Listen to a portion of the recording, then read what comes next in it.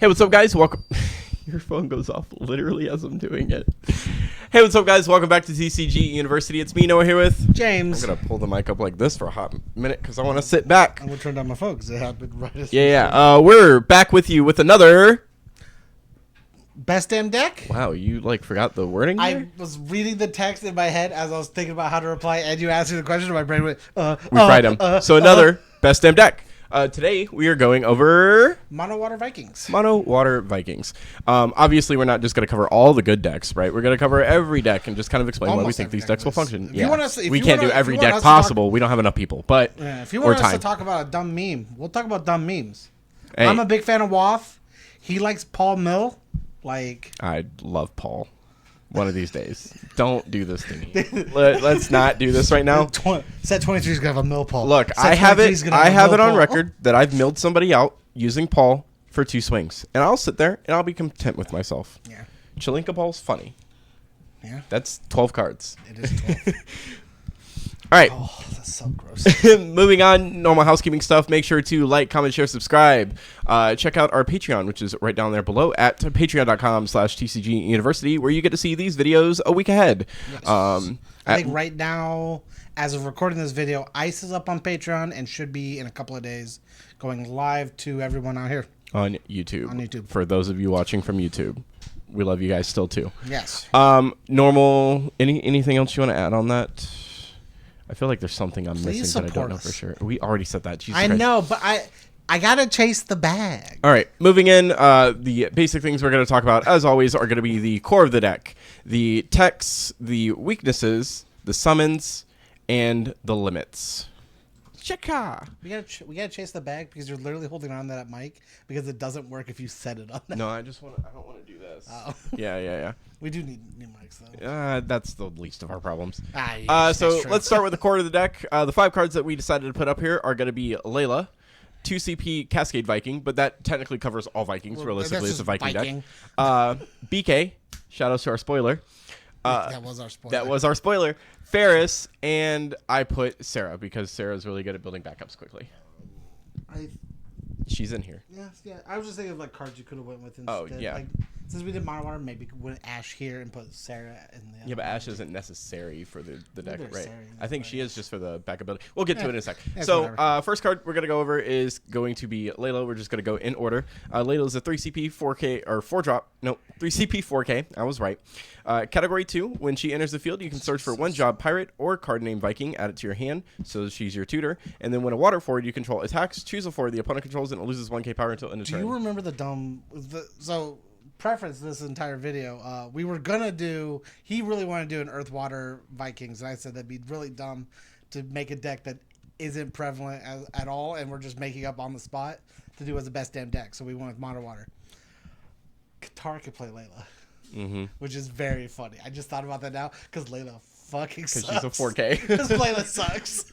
Honestly, pay 4 for a dude that tutors is not bad. And hey, here's the thing, it's not. But I'm just saying, as a 4K, it just. And then you can put Rampier in the deck, so you can break Rampier to play Theodore because your deck's just full of colors, right? No, I'm just kidding. Okay. I think we got a little out of the box. Next one, we have Viking. So all the Vikings are essentially being played in this, but the one that I put up here was the 2 CP Viking because it essentially helps get your board out there. This one is from Opus 13. Yes, Opus 13 that says, when he enters the field, reveal the top 5 cards of your deck. Play 1 card named Viking of cost 3 or less among them onto the field and return the other cards to the bottom of your deck in any order. His other targets besides himself is the 1 drop that says when it leaves you draw, the 2 drop that says when it enters you draw, and the 3 drop that says when it leaves or enters you draw. Yep, or himself. Yeah, you said other than himself. So yeah. So basically, it's what makes your engine go burr as well. If you watch more of the videos, I can never hit a Cascade to save my fucking life. Yeah, which is weird because like I hit Cascades in the original. Build, yeah, 100%. For whatever reason, will never hit a Cascade. Even when I was playing, you hit them. You just didn't hit well. Like they never felt good. I never hit things when it mattered. Yeah. Next card we have is BK, which I don't actually think we ended up keeping in the final list. So I ended up taking it out because you're not fighting against fire or anything. I'm not fighting against anything where I have, like right now the format outside of just wool tap ping for 5 doesn't do a whole lot of pings. It does a big one shots, but like one shots isn't really going to save. BK's not going to save them for one shots, right? Because he's less than. Reduces. To just all that's cool. Whatever. But like we don't see a whole lot of it right now. We see instant break removal, bouncing, removing stuff like that right now. Mm-hmm. I think next format or just with like a bunch of stuff coming out that we've seen a couple of things for, we might just see more like pings. Maybe we'll see. It depends on the prevalence of the certain cards and formats. Yeah. But for me, when we were playing, every time I saw it, it was like a deck card. Even though it was free. Even it's a free 8K body. Being free is cool, but sometimes it just doesn't do anything. Free 8K body. Free 8K body is sick. Let's look at cadets for a bit. Free 7K body that has haste doesn't feel bad either. Yeah, and that's 8. But you also like tap do thing. I don't get any better stats outside of for Vaughn than Vaughn's the one that should have been up there. We should have swapped it out, sure, but yeah. well, I thought of it now. This way. I didn't even put that in text. What a baddie. We'll get to it. Maybe I did. I don't remember. So yeah, BK 4 drop 8K. Strangers of Paradise Pirate. If you control 2 or more Job Pirate and/or card named Viking, the cost required to cast BK is reduced by 4, so he's free. The Job Pirate forwards and card named Viking forwards other than BK you control gain. If this forward is dealt damage by your opponent's abilities, the damage becomes 0 instead. It's really really strong. I'm not saying it's not. I replaced the BK slots we had. Huh? You think BK's a medical card? It might be. So the problem we were having, in my opinion, outside of me whiffing on Vikings, was there was no real end game. It was just we were playing either trades the game or we were trying to just onslaught overpower our opponents, and it really wasn't working well. So I swapped out the BKs for Linna's, which we ended up having to change. We were originally playing the Linna backup to do Sarah Linna, just immediately had backups, and it wasn't feeling well for me either. So I switched out the Linna forward so we could then play Leviathan as our kicker. We were still playing Leviathan, just nothing free to get out. We would have to pitch hard cast it, yeah. But I needed something that said we're gonna put a big dude out and get somewhere, and obviously Linna's the easiest way to do that, especially in a deck that wants to run through itself so fast. Yeah. And then originally, we'll get to it eventually, but Ash wasn't in the deck, and Ash was another card we on had the initial base base where I said, well, we need something that kills something easy because we're not trading outside of Vaughn. Yeah. So the next card we have is going to be Ferris. Ferris is a 4-drop 8K, Mobius Category 5, Pirate / Warrior of Light, in case that part matters. The power of the job Pirate forwards and card name Viking forwards, other than Ferris you control, becomes 8K, so she makes all your small dudes normal. Yep. And then you can pay 0, choose a summoner ability that is choosing only Ferris. You may choose another water forward you control, and the newly chosen forward must be a valid choice. Yep. The coolest thing I will always say with this card is if you have this and a Titus out, they're never allowed to try to target Ferris because you'll just transfer it to Titus and Titus will trigger. Yep. Because the choice is now Titus. And the only reason we don't play Titus in this deck is because you don't have room.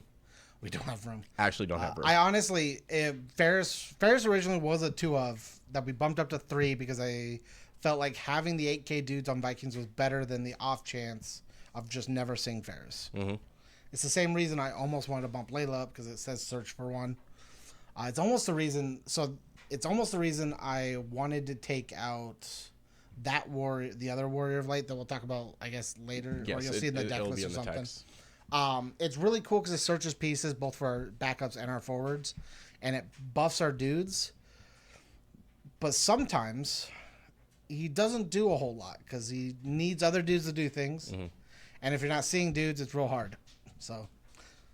And then lastly, we have Sarah. Sarah's what you put up. It should have been Vaughn. It should have been Vaughn if it's in text. For a core, sure.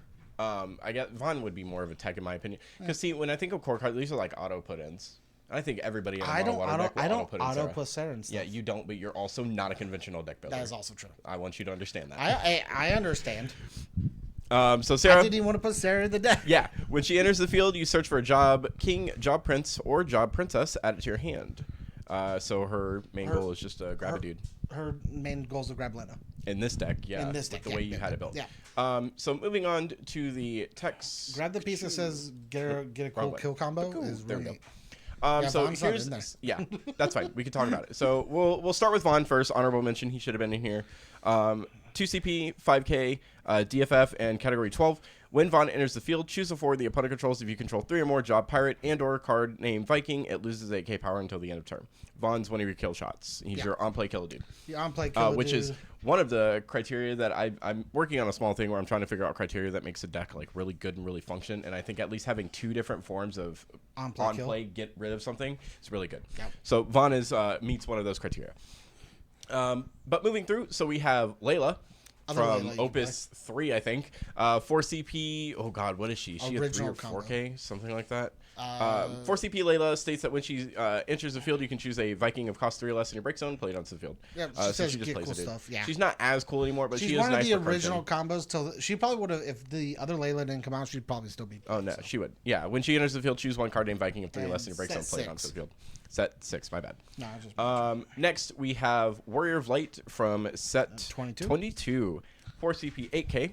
That says EX Burst. When he enters the field, you can search for 1 job standard unit, add it to your hand. If you control 4 or more job standard units, the forwards other than Warrior of Light you control gain 2k power. I forgot that part. One of our games. And then Shield of Light is just ditch a copy of him, and he gains 5k power until the end of turn. The ability to both count your backups, because right now we're playing... Alchemist, White Mage, and Astrologian all count as standard units. They're all standard units. All of your Vikings are standard units. And for when you're trying to like Astrologian is a great normal card that people play. If you're playing mono water, Alchemist is a very easy card to play. White Mage functionally works with our backup with our forward lineup because it says add Viking to hand, play Viking. It just makes the Warrior of Light count so easy to hit, especially because Warrior of Light can search any of those pieces as well. And then nextly, we put in Thornton because Thornton just says search a card on play. Yeah. Or an EX. I need any more card backups, and an EX person says search any card, says woo. It's Water's Tyro.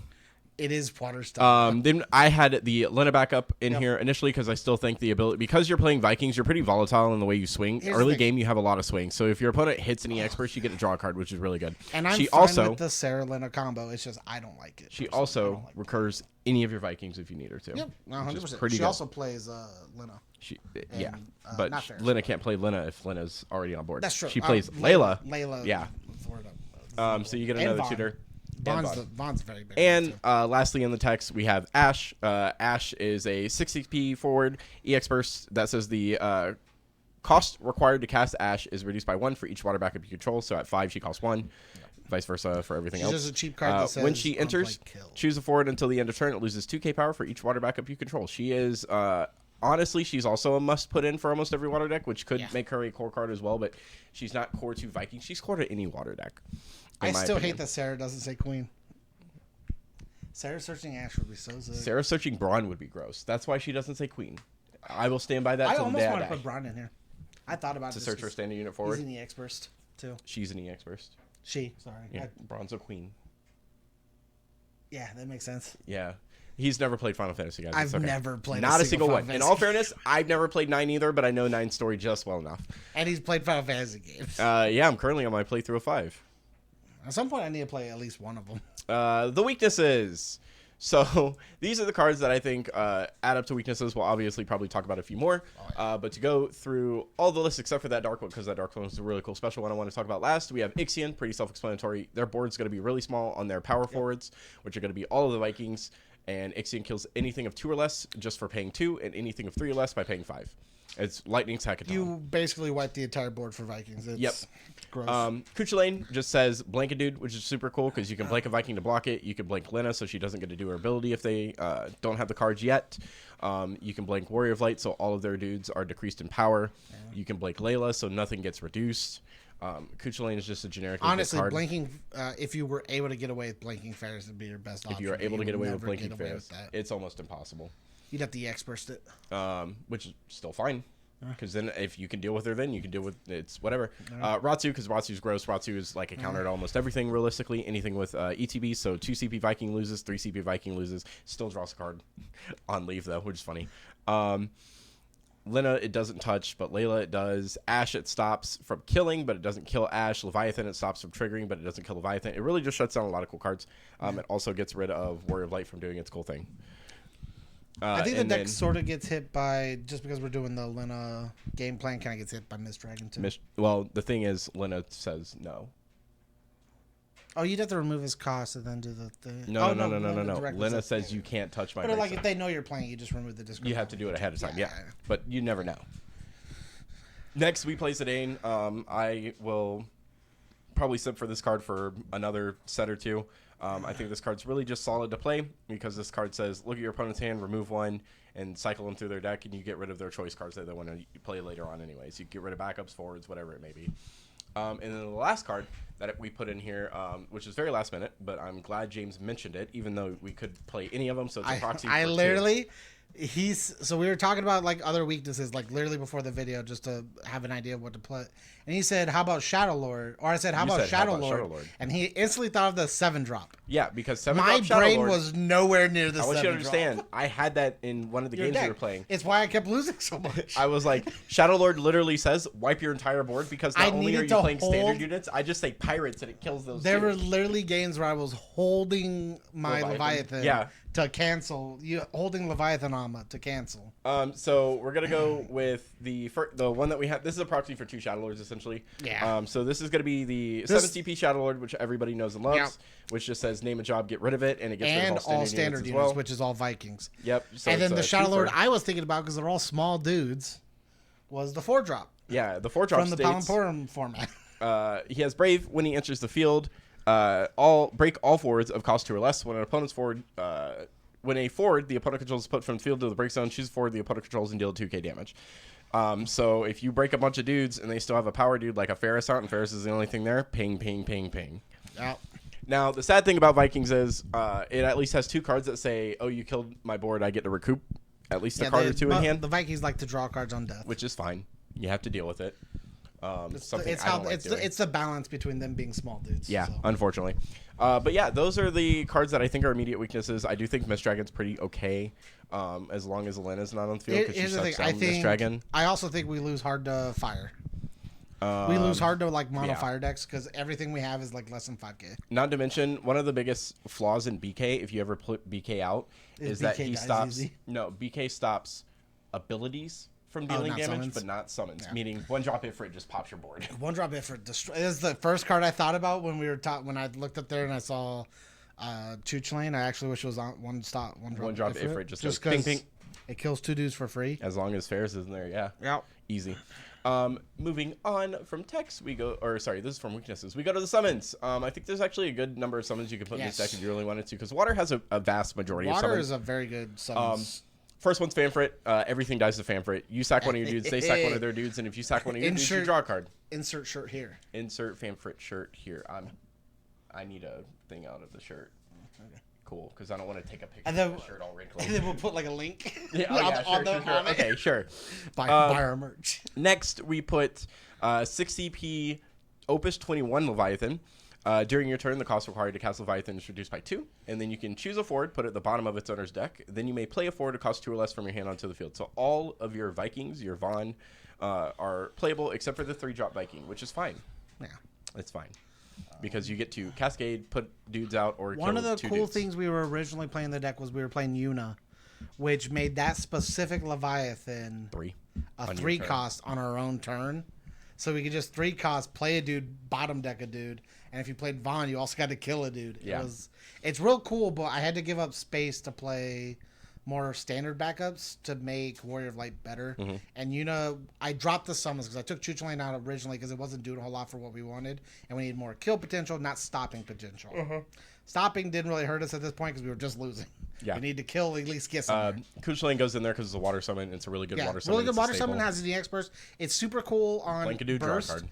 But we weren't losing because we couldn't stop somebody. We were just losing because we weren't good enough. Yeah. So I had to make the deck good enough to get somewhere. Next is everybody's favorite Opus 14 Leviathan. 6-drop EX burst. You get 2 out of the 3 modes. You can choose a forward and bounce it back to the owner's hand. Choose forward the opponent controls. It's literally... Choose a lighter dark forward, put it at the top or bottom of the owner's deck, and then choose a water forward in your break zone, add it to your hand. So it's a recursion piece. It's literally Water's Kusa. Yeah. Unfortunate. It's too expensive sometimes. Yeah, all the time. Man, it fucks when it paying 5 is way better than paying 6 though, which is why Yuna never feels paying bad. 0 because it's in the EX burst is disgusting. Well, yeah. Wait till Luna Frey comes out and you go pay 6, play Luna Frey, and you top deck this, and you're like, I get a free Leviathan cast, and it goes to my hand. That'd be cool. And then you hit him with Iridia. Next one is the one I just thought of now that doesn't relevant for the Vikings maybe. You play Realm, copy the next. You double it, double it and give it to the next one. Double it, give it to the next person.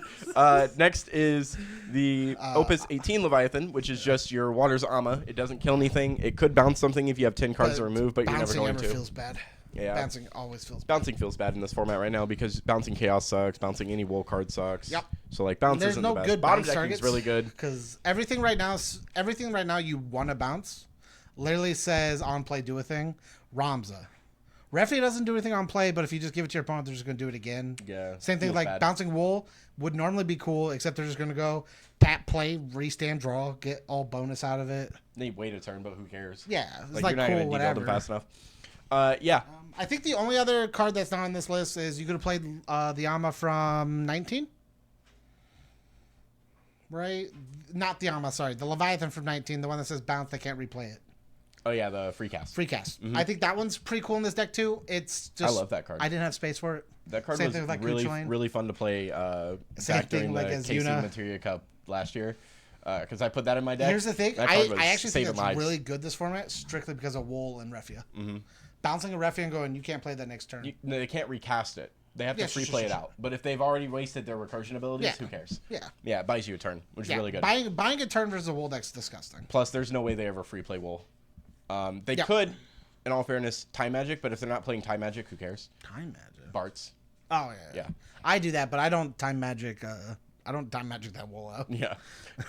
So that wraps up summons. Obviously, if you guys have anything you want to add in, feel free to. Obviously, leave us comments. These are outlines for people to start with and then build to their heart's content. Oh, yeah. And then lastly, we have limit breaks. So this one, I threw in some Earth cards just because I was still on the Earth Water kick, but also there's not a lot of limit breaks you can put in when you play just mono water. This next format, we'll get more limit breaks, and I'm excited for it. It also means that what your opponent plays in their limit break deck actually, like, you wouldn't know because it's limited to 2 for each element right now, except for light that has nothing. Unless you're playing a bunch of things, yeah, your opponent basically knows what's in your deck. So Leo, self-explanatory. When in doubt, Leo it out. He just draws you a card, so he pluses you 1 realistically because depending on how you do it, he pluses 1. Somehow. We'll have to figure it out. Yeah, maybe if we could just license the character for the shirt, it'd be cool. Do you know how fucking expensive that would be? I know it'd be expensive, James. And how long it would take to talk to Squeenix about it? Next is Titus. With this deck, because of how fast you build a board up, Titus is actually really good. Because Titus... I'll have to add a limit break to this. Yeah, you should have. Titus is... what I say is Water's limit break. It actually acts like a limit break card. It is. I think we talked about this. Montleonis and Titus are like the 2 cards. Montleonis, Titus, Shantoto, and Toto are very good limit break cards. They feel like what a limit break should be. What the limit break top end should be. Like, here's the thing. We talked about it. We've talked about it before. I'm fine with both the way Lightning and Cloud play as low limit break, but Lightning doesn't have a big limit break. Mm-hmm. Wind blows. Wind doesn't have mono wind. It's fine. We've seen that. But it still feels bad to pay 8 for you, does it? I thought it was. It was cool, but I also didn't need to do it at that point either. It was just a good play. I'm fine with the way that Leela plays. I'm fine with the way Mott plays. Wind is my only problem I have. I wish Zach. It's because they limit the Chilinka to a Chilinka of cost 2, and if they said Chilinka of cost 3, that Yuri would be way better. That Yuri would be playable. Because you get the backup, or you get any of the 2 forwards. Yep. I also wish Zach was a 5K and not a 3K. He is a 5K. If you play with Angeal. I've always had my grievances with Zach being a 3K. I thought it was the dumbest thing ever. Here's the only cool part about Zach. He has that curve, though. Here's the only cool part about Zach being a 3K. He trades with the Leo. He trades with the Leo. 1 for 1, baby. Zach doesn't do anything, but at least he kills the Leo. So Titus makes the most sense. Toto, if you're gonna play this Earth version, which I have a build. We have lists we're working on. If you want to see it, we can put it out there. Because Mod's cool, and then Leela. Realistically, if you really wanted to throw Arc in this deck, you could play Leela and throw an Arc and pay for it and break something. Yeah, if you wanted to play, you could literally play Chark in this deck and get away with it. But yeah, honestly, when I made the deck list, shout outs to the Stack for doing a meta review on that, and then me definitely watching that like right before this and going, yeah, those are like the two S tier decks, are just the two things that either play 4-color good stuff, or counter to 4-color good stuff, and hopefully, if you play anything else, you can get around it. Shout out to Tori Kelly for doing it, at least at Chicago. So if I don't fix it, I'll probably go fix it right after this. But if I don't, I was playing 3 Leo, 3 Leela, 2 Titus, because you'll never play more than 2 Titus, and so you max out 2 Titus. One Titus in there. No, You only ever played one, I guess. I only ever played one, but I had 2. Originally it was 3, 3, and 2. 3 Titus, 3 but it just feels Leo. weird, right? Like why even? Yeah, because space up like that. Yeah, because I could just have a Leela, and if I never played Titus, I at least get to play 3 Leelas if I wanted to. Yep. Because Titus I'll never play 3 of, so it's just easier to go 3 Leo, 2 Titus, 3 Leela. Yep. So that wraps up our Vikings best name deck. There's not too much to say about Vikings. They're actually very, very streamlined. You also may see these Earth Water list, the Earth Water. Once James does it, because I'm just gonna leave it to James. I gave him an outline. I'm gonna let him go from there. The reason I will say some of the cool text that I found in Earth Water just off a base glance was Galoof lets you play your Cascades to bring out. So Galoof is a semi Cascade. It plays anything but the 3-drop. But if you hit the Cascade, you get another one. So it's a 1 forward for a potential 3. Yeah. 4 CP for 3 dudes isn't terrible. You get access to Une, so you can keep reusing summons if you need to, because Une is under. Une is a very good killer. You mentioned Qatar, which is really good. Qatar plays Layla, all the Vikings. Does not play Vaughn. That's it. Layla, all the Vikings, which is fine. Which is fine, yeah. A tutor or hey, I'll res my dude, which is fine. Yeah. Not a bad idea. Especially on a 4-drop. Yep. You get to play Sophie. You do get access to Sophie if you wanted to. The issue is you have to realize that you're putting in, if you cut Vaughn out, you're putting in at least 9 spaces dedicated to Vikings. I'm not cutting Vaughn. You could. I could. Because you're playing summons that are just better. Do you know how sick it would be to just go, I'll play Galoof. I have 2 Vikings on board. Dude, Vaughn? Yeah. Kill. One card that I realized, unfortunately, we don't get to live our dreams with is Durando. Because Durando is Job Viking and not card name Viking. Durando's the 3-drop FFBE Earth card that says if it touches your opponent, add a backup and forward back to hand. This says pitch a copy of it, can't be chosen by abilities against 4K or something. It's a Job Viking, not card named Viking. So it doesn't trigger on the things. So none of these matter for it. Because it's pirate and Job. It's Viking. Card name Viking, Job, pirate. Yeah. Which sucks. Yeah. Unfortunate. So yeah, thanks for watching, guys. Hope you enjoyed. Like, comment, share, subscribe. And as always, stay alert.